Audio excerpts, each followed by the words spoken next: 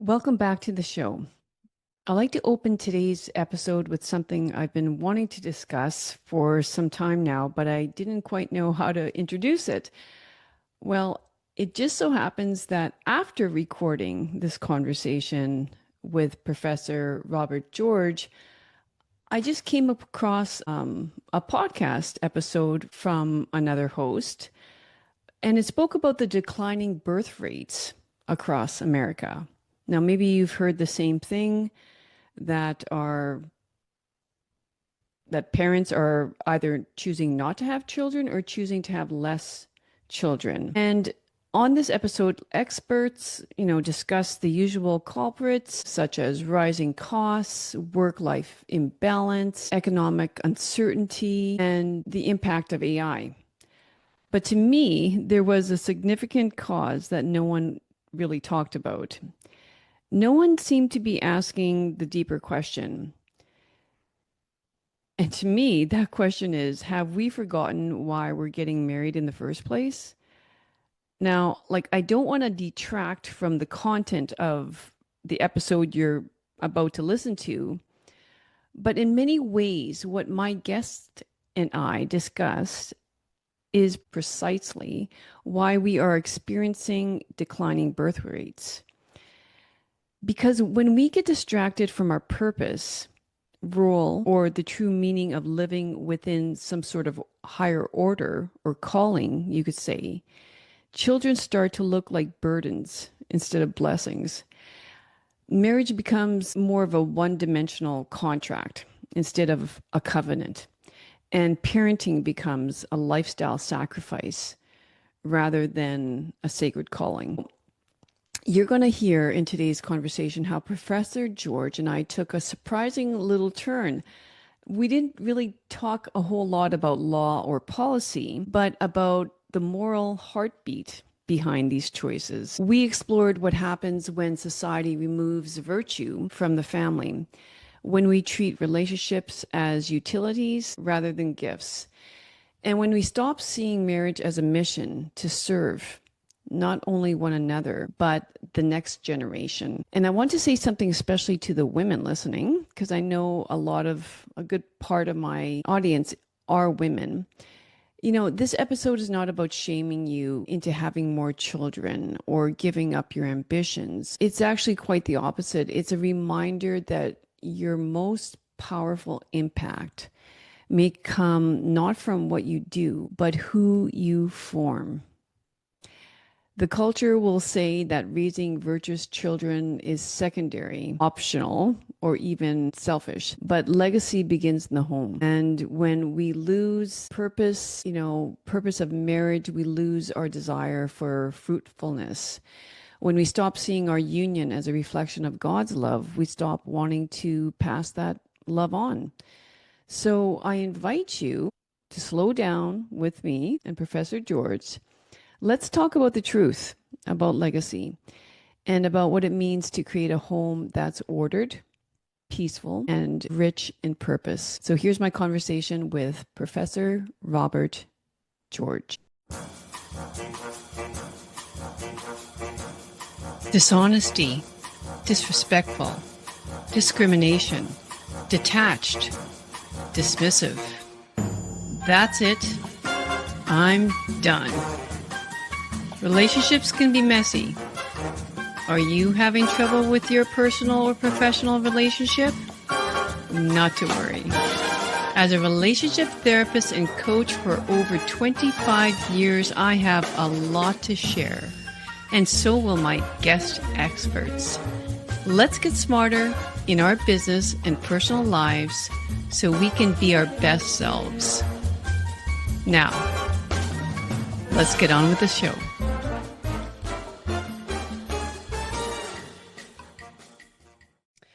Welcome back, everyone, to the Luella Young Show. Today, I want to welcome Professor George. So, you may not expect a Princeton law professor to speak to the hearts of mothers and wives, but this guest, Robert George, is one of the most respected voices in American moral philosophy and public life today. But more than that, he's a man of faith, wisdom, and common sense. And in this episode, we will explore why many women today feel a bit lost in doing, well, life, you could say. It's always chasing the next achievement, but feeling empty most of the time. I feel that Professor George reminds us that true joy often comes not from striving, but returning to who we really are. And I'm hoping that he can help us reflect on how to find meaning in our everyday roles as wives, mothers, daughters, and community members. I mean, and husbands and fathers. So together we'll talk about what it means to receive before we give and to fill our cup with what is true and good so that we can pour more love freely into our families and our work, because that's ultimately what we're here to do.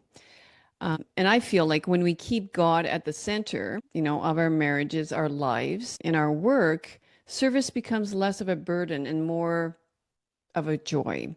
So this conversation is just a gentle invitation back to simplicity, back to order, and back to peace. So, Professor, I thought it would be nice if I could open up with a quote from you. And that quote is, "You often think of strength as doing more, but true strength begins in receiving." As Professor George reminds us, the most abject form of slavery is slavery to one's own passions. And freedom starts when we learn to pause, reflect, and let God guide our hearts. So, with that, welcome. Is there any, Well, thank you. yeah, is there anything more that you would like to add before I start asking you some questions? No, just want to thank you, Luella, for having me on the show. I greatly appreciate the work that you do. It's very important work, and I'm just glad to have an opportunity to join you and maybe even contribute a little bit to your efforts. Okay, well, I appreciate it.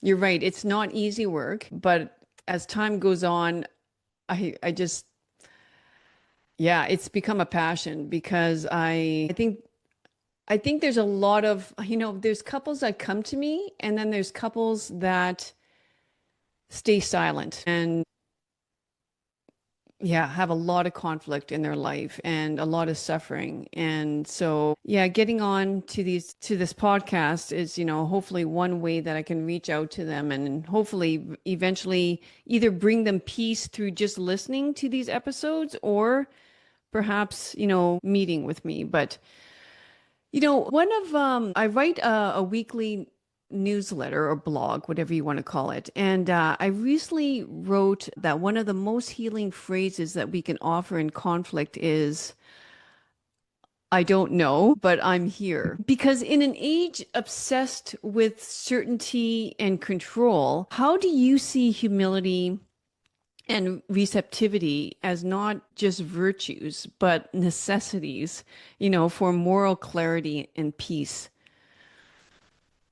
Well, they are certainly necessary virtues. No one is going to do very well without the virtue of humility. Yeah. And no community is going to flourish without virtuous people. And one of the central virtues necessary for communities flourishing is a widespread recognition of the need for humility and the willingness of people to do the hard work of practicing humility. In my own line of work as a scholar and a teacher, my focus, my goal is trying to get at the truth of things. I understand scholarship and teaching as a vocation. Now, what does that mean? What distinguishes a vocation or even from a profession? Why do I see my work as a vocation? For this reason, a vocation is a call to serve. You may be called to serve as a priest. You may be called to serve as a counselor. You may be called to serve as a coach.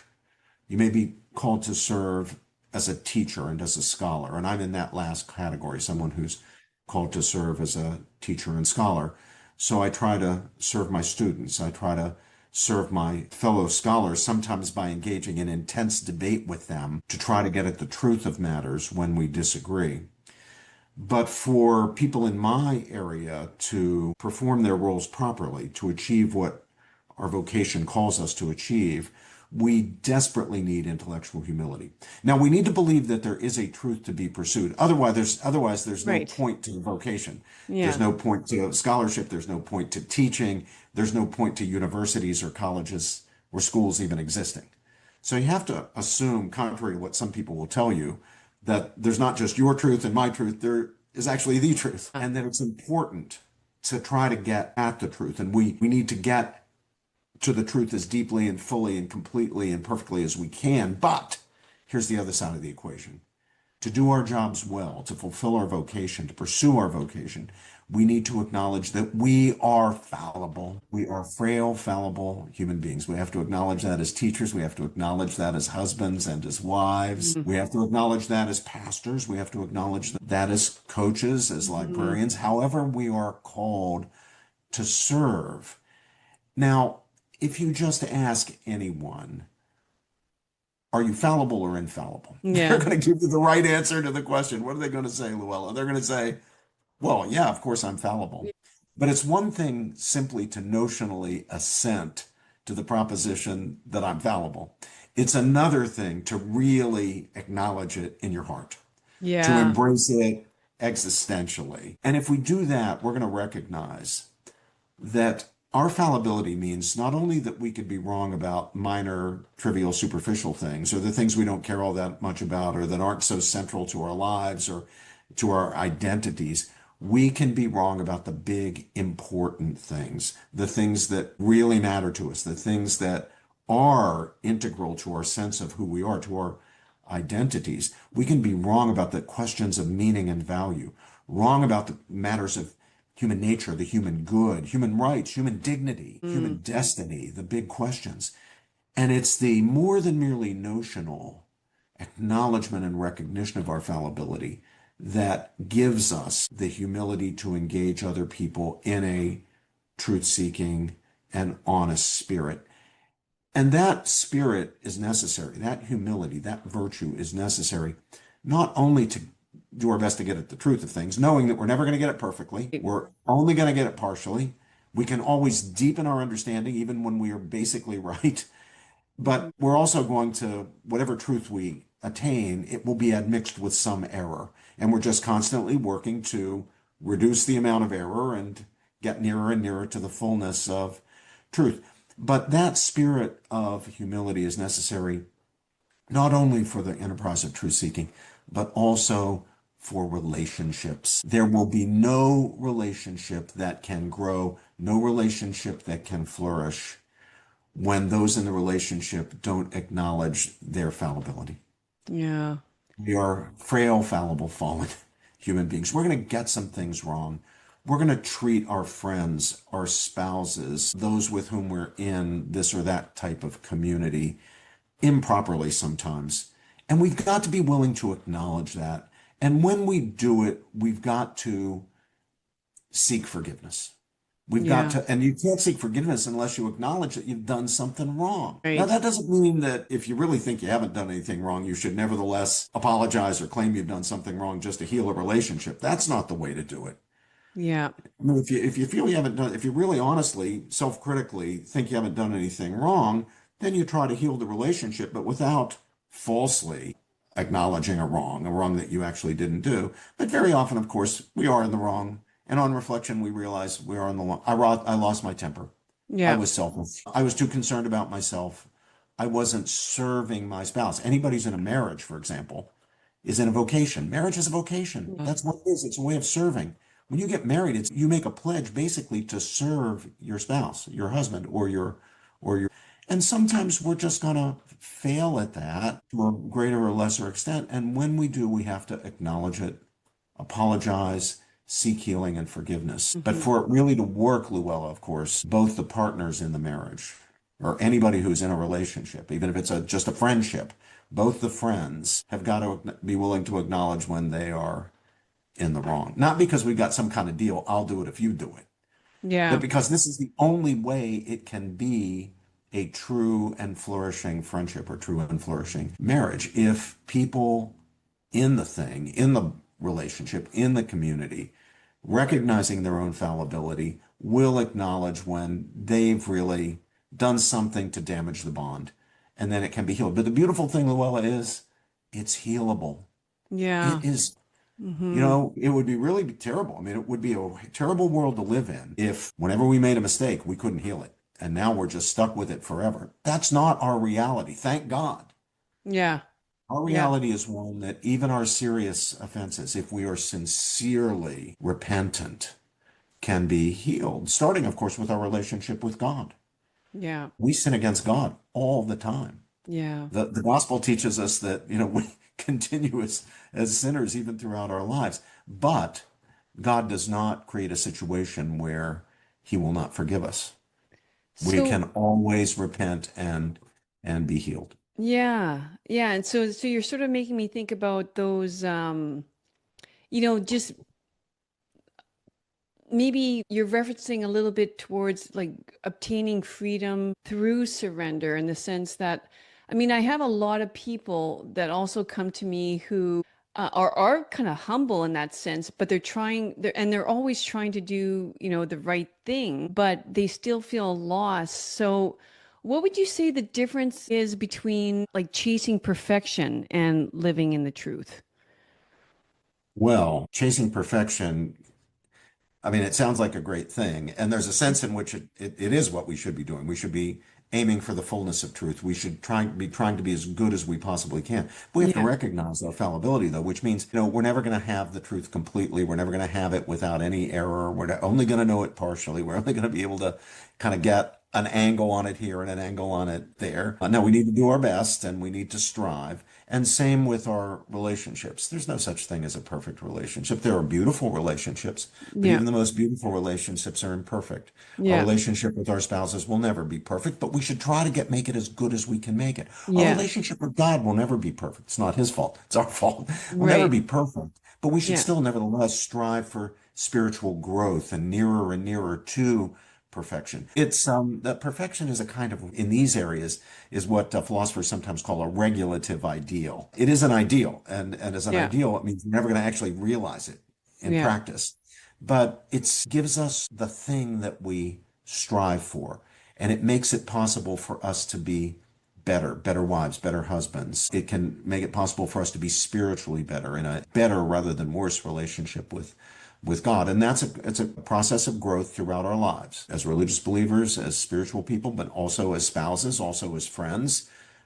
These relationships grow throughout our lives if we conduct ourselves as we should, recognizing our fallibility, repenting when we go wrong, apologizing when we go wrong, trying to do better, being open to criticism, Yeah. open to challenge. And then when we're in the opposite role, when we're the one meting out the criticism, when we're the one who has been offended or who has been hurt, being gracious about it Yeah, to and really enable the other person to do that hard job of recognizing that they've done wrong, repenting, and apologizing. yeah, and as you speak, it would be really interesting. I was just thinking, like, it would be really interesting to have me, as a psychotherapist that works mainly with couples and on relationships, and you in the room as well, with a couple, because I would like to kind of get a sense of how your response would be, being a philosopher compared to mine. My background is mainly in psychology and sort of diagnosis, and yours is more philosophical. So, like, why I bring that up is like, for example, I feel spouses love diagnosing the other spouse all the time, right? And Yeah, so, that's yeah, true. It's human nature. It's human yeah. nature. Yeah, it's in the nature. And we also like in terms of truth seeking or like diagnosis is a little bit like that, right? Like, yeah, I'm not gonna go off on a different tangent here, but like for example, I often have spouses either coming together or individually that will say to me, like, for example, let's say it's a woman, and she says, "Yeah, I don't know why he's like that. Like he can never own it. He always is defensive." And then, they'll go on to say, "But you know what? I think it's, when he was raised," and they'll go into like his whole like family like background and stuff like that. And so they've diagnosed why he's so defensive. And, in doing that, they sort of come to some sort of peace with it, I suppose, because now they've found the truth. And but the way you were speaking before is more like it's almost it's not really like it's just almost like natural or part of who we are to, I don't know, like not be humble, if you like, that's a like to try to defend ourselves some way, to sort of Sure, sure. yeah, It's hard to actually practice the virtue of humility. I said that at yeah, the beginning, and you need encouragement, yeah, and you need the other person to be gracious, to ease your way to apologizing when you've done something wrong. right, And you need to be gracious to ease her way or his way to apologize when he's wrong. If you're not going to be gracious, you're just making it much harder for that person honestly to recognize that he has done something wrong. He has offended you. He's refusing donut, or doing whatever yeah, he did, or he didn't take out the trash, or he did something really yeah, bad. yeah, So yeah, wounded the relationship with some infidelity or something really bad like that.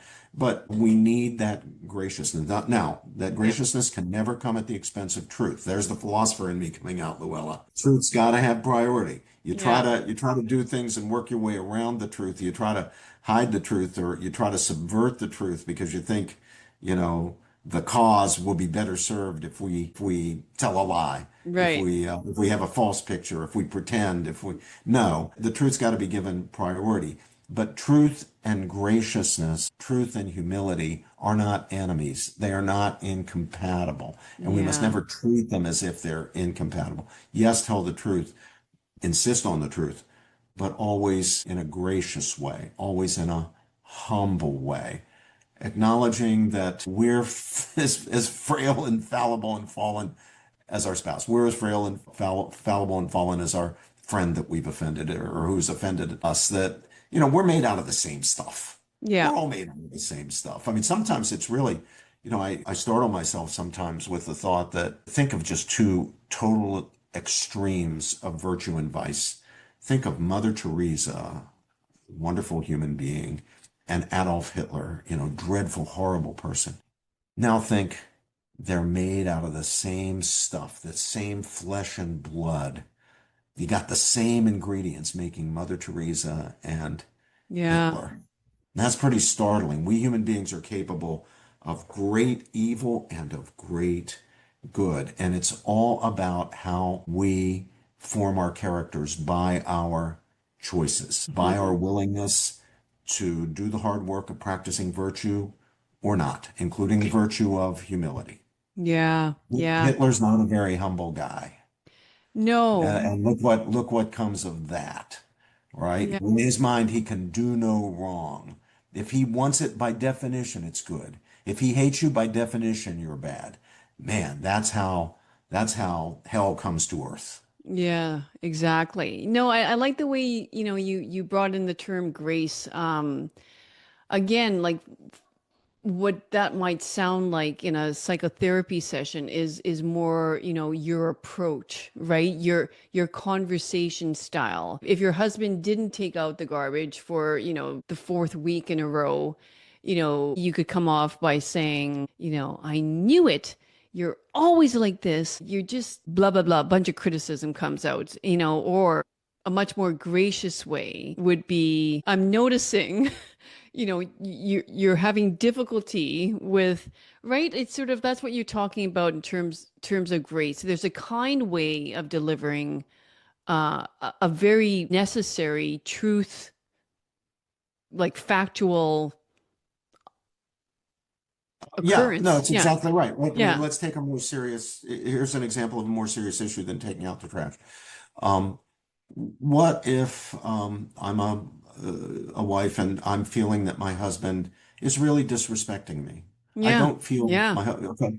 I think sometimes you have to say, and it can go in the other direction. Husband, feels disrespected by the wife, but whatever direction it goes in, yeah, I think the offended party has to be honest and say, you know, I really feel as though you don't respect me or you're disrespecting me and things that Yeah. you're doing, ways that you're behaving when we're out, for example, maybe we're out as couples and you never pay attention to me or whatever it is, Yeah. you're disrespecting me. Now, graciousness requires that you not assume necessarily that you're 100% right about that. Right. Yeah. So you have to be Yeah. willing to listen. And if he responds by saying, well, dear, I think you're actually being a little oversensitive there. Let me tell you my perspective on it. You need to be willing to listen to that and take that into account. Now, that Yeah. doesn't mean you have to agree with it. And if you don't agree with it, it's very okay, 100% okay to Mm-hmm. push back and say, no, I don't think really that explains it. You barely, we were out at dinner with our friends, the Smiths, and you talked to Jack and you talked to Joan the whole time, and you didn't even direct a glance in my way. And, Mm. I wouldn't mind that if it happened occasionally and once or twice, but it seems to be happening all the time. It's like I don't exist. Well, the husband needs to know that's how he's making her feel. And so Yeah. be honest with him about it. But, Yeah. at the same time, be gracious. Listen to his perspective on it. Yeah. And certainly be gracious when he says, which he will, because if it's true, and unless he's a pathological case, he's going to be able Right. to see it's there. He's going to say, I'm at fault in that. I really, should be more attentive Yeah. to you. That's right about that, and I'm going to do better. You watch me, and then you got Yeah. to do better. I mean, you have to actually not just talk, but make the effort to do it, not to appease her, Luella, not to placate her, No. but because that is what is required for you in your vocation as a married person to serve your spouse. Yeah. Yeah. It's a form of serving your spouse. You're right. And it's a form of respecting your spouse. Yeah. And Exactly. yeah. Yeah. And maintaining their dignity to hear them, to actually listen. Yeah. You're right. It's sort of like, when we talk about vocation, if there was a job description, it would be listing all those things. Yeah. Exactly. Yeah. Yeah. Yeah. In like in another one of my blog posts, I reflected on how like when the roles of a husband and a wife become blurred, which we're seeing now, in modernity, you could say, very blurred. And like when that happens though, I really feel like the home starts to lose its peace. And you know, like from your perspective, when that happens to a culture or marriage, when we reject this sort of sacred order between man and woman, like what happens to a culture in a marriage? What's your thoughts? Well, I don't want to be overly prescriptive here. Different marriages that are good marriages, that are healthy marriages can look different. There's not some strict list of, well, this is the husband's job and this is the No. wife's job or anything like that. So I think it's important not to be over prescriptive here. But I do think that there's some truth and it's meaningful and important in the idea that the sort of normative, at least normal case, overarching role, or one of the overarching roles of the husband, is to be the protector of the family. That doesn't Hmm. mean that the wife doesn't also protect the family, Yeah. but there's a kind of special responsibility that the husband has. And there's a similar sense in which, and again, it can look differently, and it's not an exclusive thing, and it's not that husbands never nurture or fathers never nurture, but there Yeah. also is a sense in which there's a special responsibility or special calling of the wife and mother as a nurturer.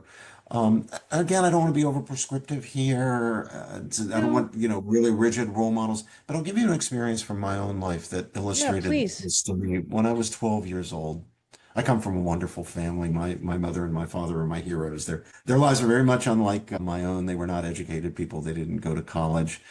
Um, um, they, my father was a reader. He loved to read. He'd read newspapers, he'd read biographies, but he certainly wasn't a philosopher or anything like that.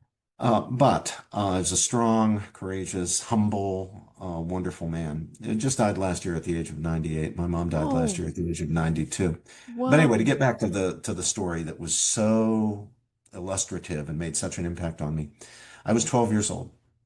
We were in the summer living along a creek in a little town called Mount Morris in the Appalachian Mountains. I was born and brought up in West Virginia. Hmm. Both my grandfathers were coal miners. So I came from Wow. that sort of background. And there was between our house and the next neighbor's house, there was, I'd say about a three-quarter of an acre, something between a yard and a field, Yeah. basically, because we're out in the country here. Yeah.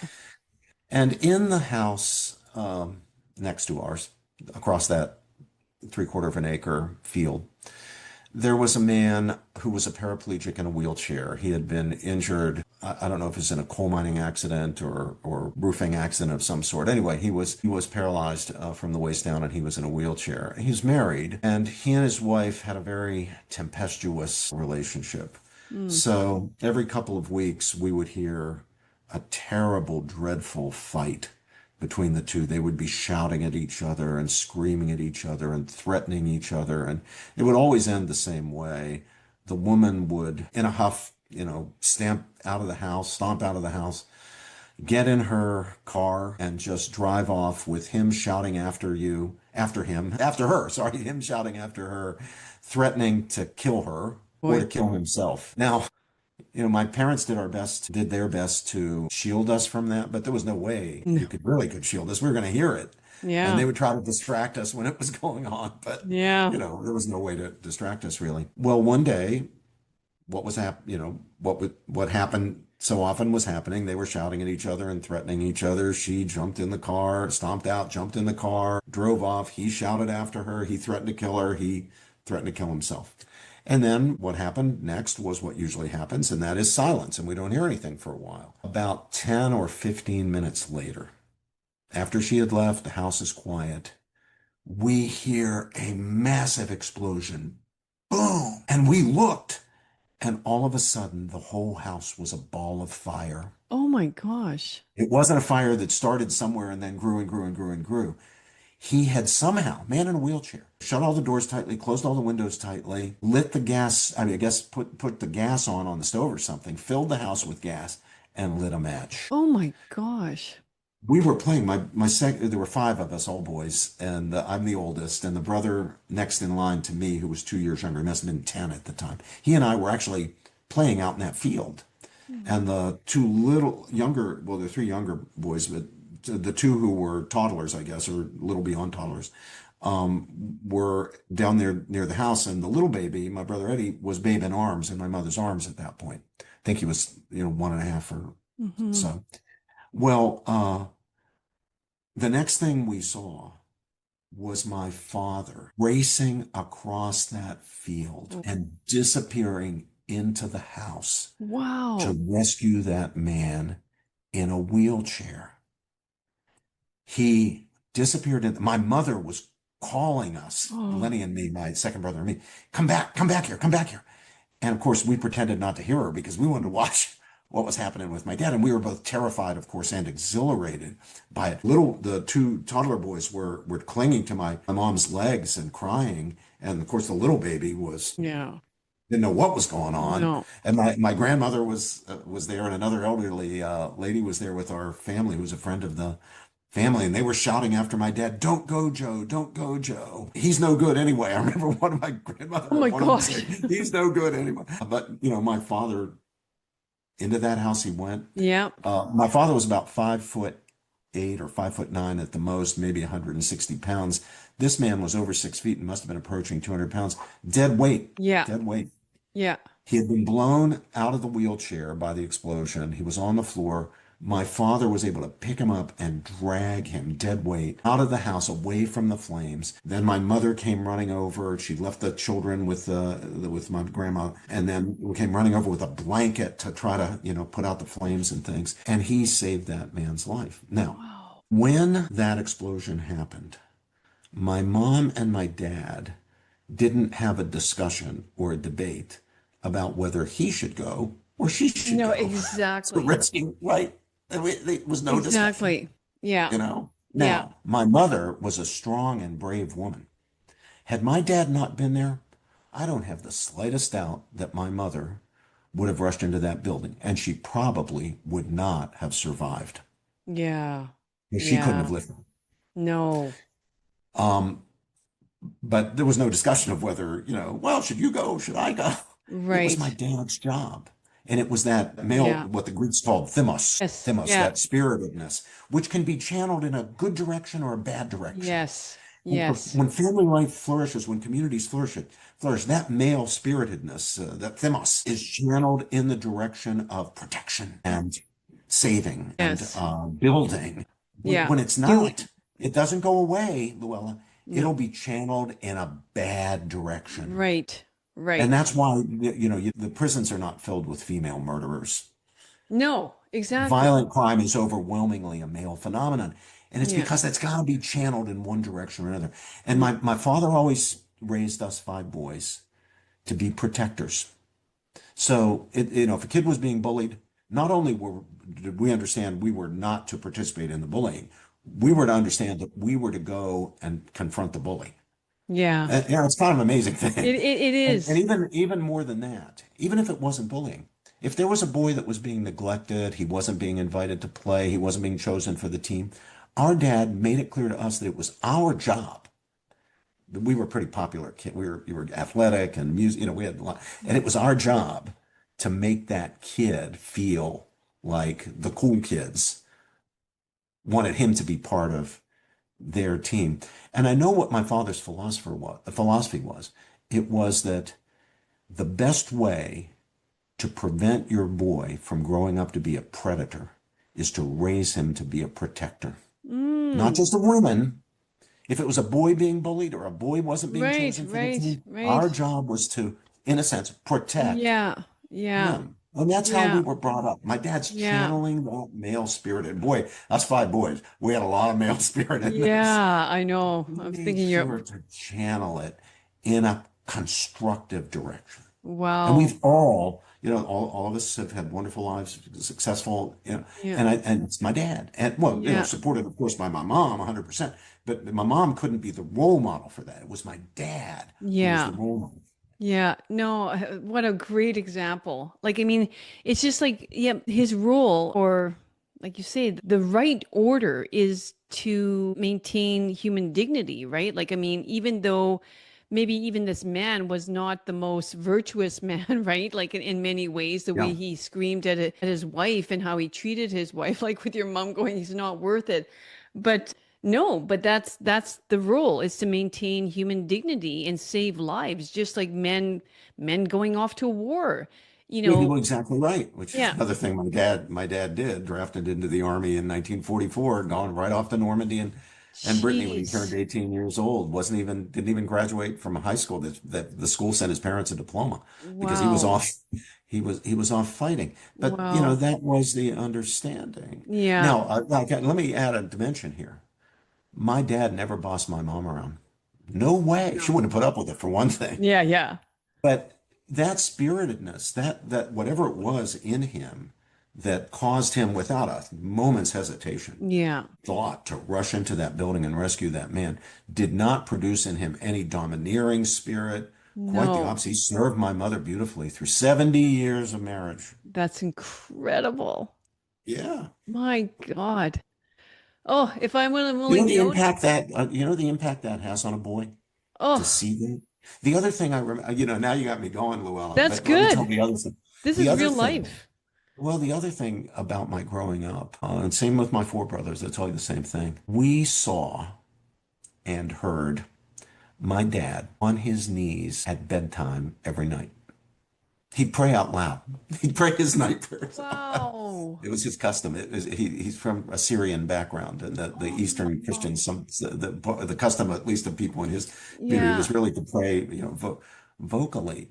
And I can't Wow. tell you what an impact that had on my own faith and my brothers, and all of whom have remained very faithful Christian people. And it was just that my dad's role model. We understood. We didn't see religion or faith as a kind of weak thing or No. feminine thing or anything. It was part of my dad's strength, and he modeled that for us. I mean, dads, you can do Oh. that for your children. If you're Yeah. devout, there's nothing you can do better for your kids than model that behavior. Be in church on Sunday or synagogue on Saturday or, Yeah. whatever your religious tradition is, Yeah. show the kid that this is not a girl thing. No.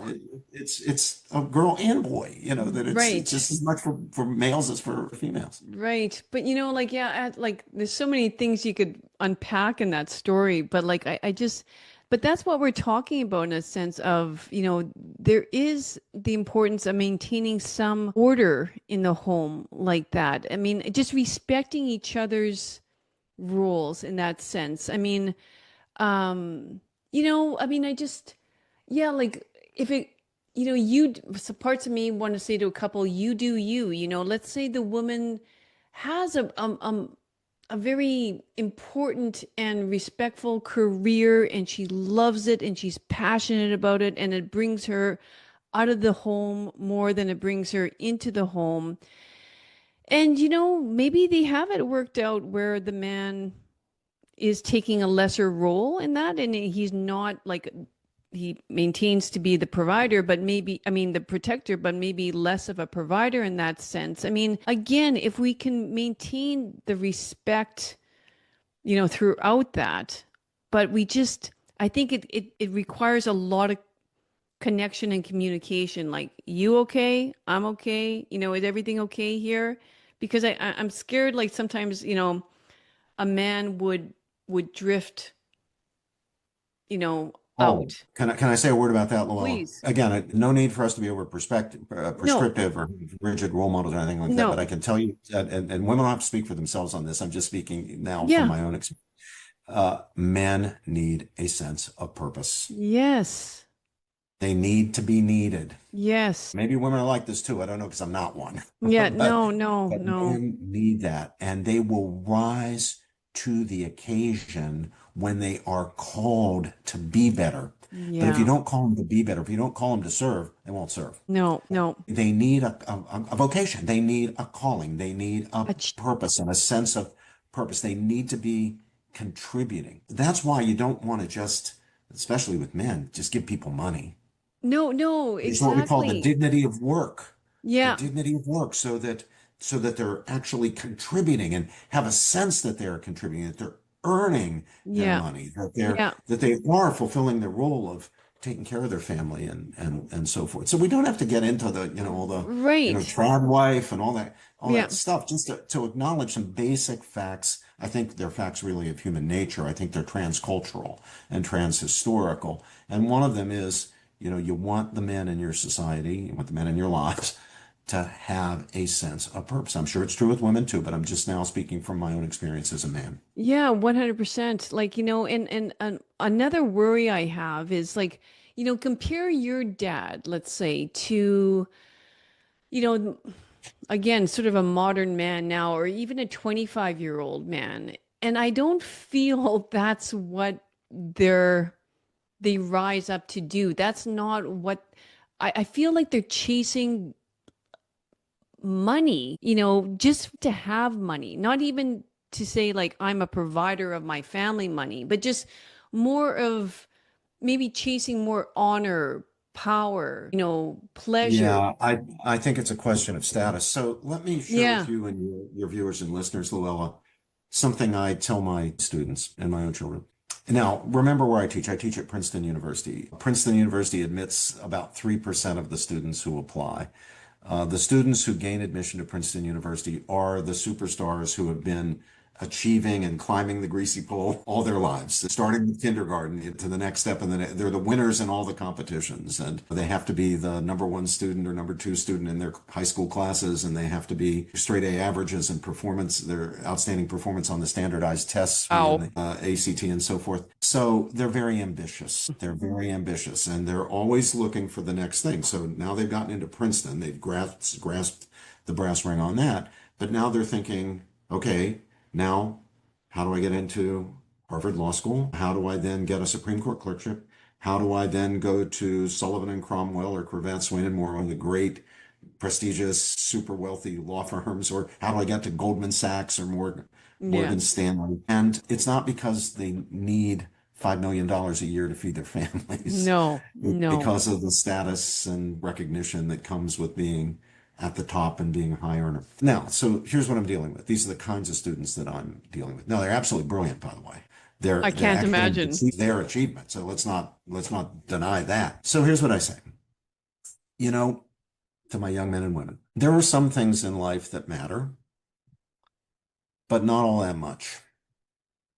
Those are things like money, power, wealth, Mm. power, influence, status, prestige, celebrity. The stuff they're focused on actually just right now. Exactly. And I said, now, when I say these things matter, but not all that much, I say that because they're not things that are bad No, necessarily, no. not things it's bad to want.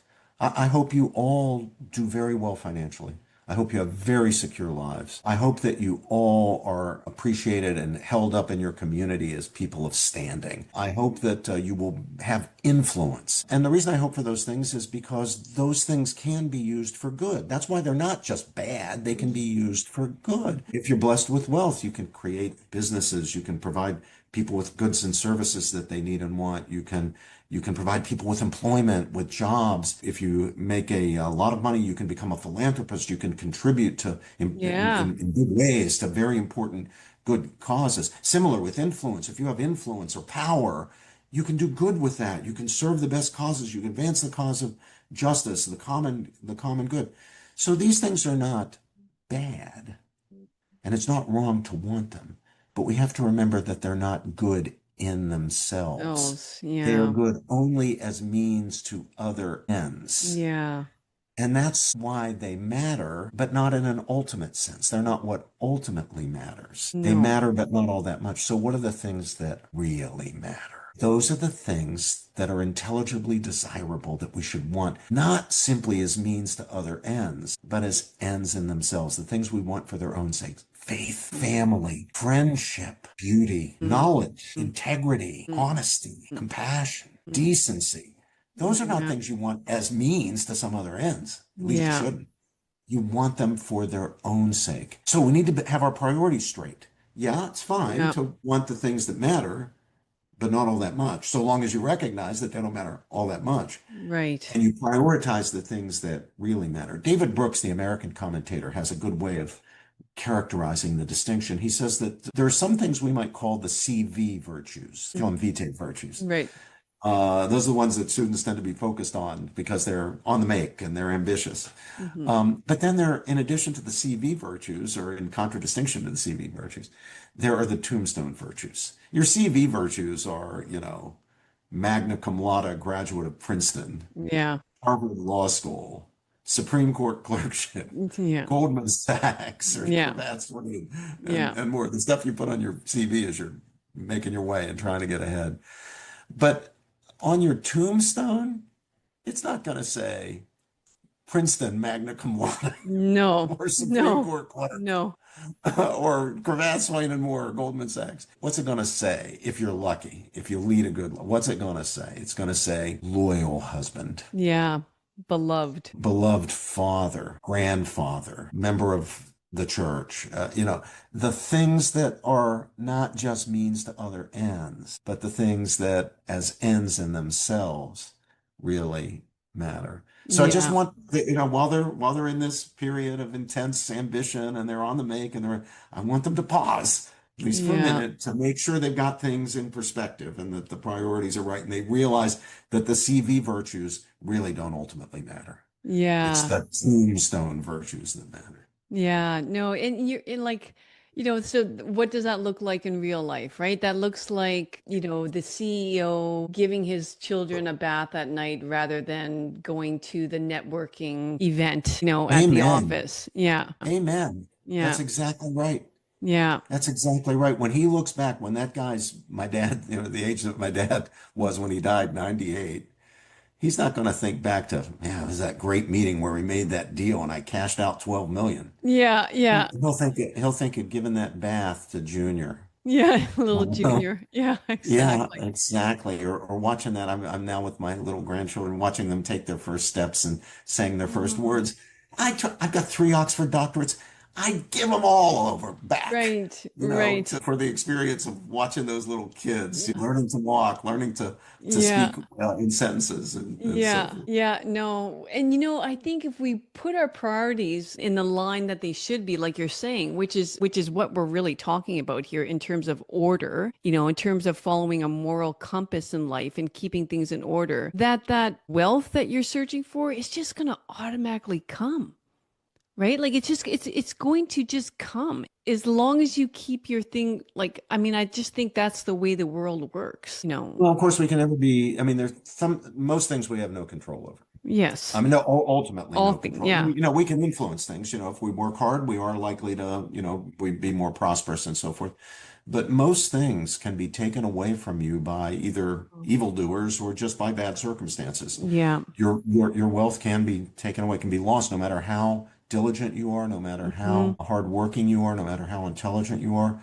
Your wealth can be taken away from you. It can be an economic depression. It can be a mistake that somebody made at your expense. It can be some false allegation against you that resulted in your being bankrupted. Even something as precious as your reputation. You may work hard to develop and maintain a good reputation, but through bad will or adverse circumstances, it can be taken from you. Yeah. Most of the things we value can be taken from us, but there's one thing that nobody and no adverse circumstance can take away.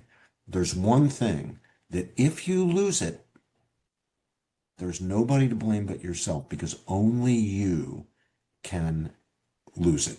And that's your integrity.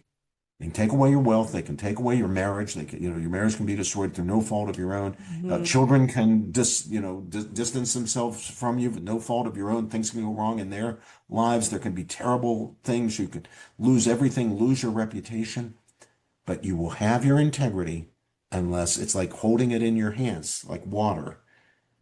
It's only if you open your fingers and let it go that it will be lost. Nobody can take that from You're you but right. you. Right. No, that's exactly right. To do the things that you ought to do rather than what you feel like doing. Exactly right. Yeah. Yeah. Yeah. That's how I see integrity, you know.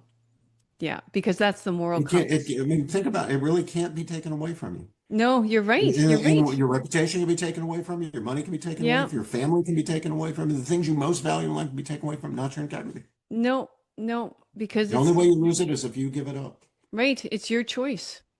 Yeah. Yeah. Yeah. Yeah. No, I think that sums it up really, really well. It's your parents, for example. I wish I would have met you a couple years ago because then I could have maybe got them on the show and interviewed them. Oh, How do you do there, it? How do you there he do it? is.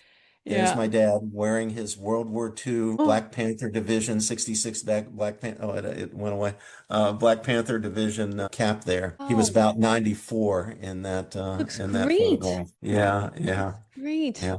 And it's so funny. As I say, he was not himself a college educated person or a very well educated person. And he would always take such pride in, when the good things would happen to me and to his other sons, and when we'd get, Oh, I'm degrees and sure. honors and things like that. And I remember he would pat me on the knee. We'd be sitting down together, and he always had a custom of patting the boys on the knee. And he'd pat me on the knee and he'd say, Robert, I don't know how you've done it. Said, I really couldn't help you with any of this. Oh, And I would say, Dad, you don't understand. yeah, None of this would have been possible without you. All of this stuff exactly.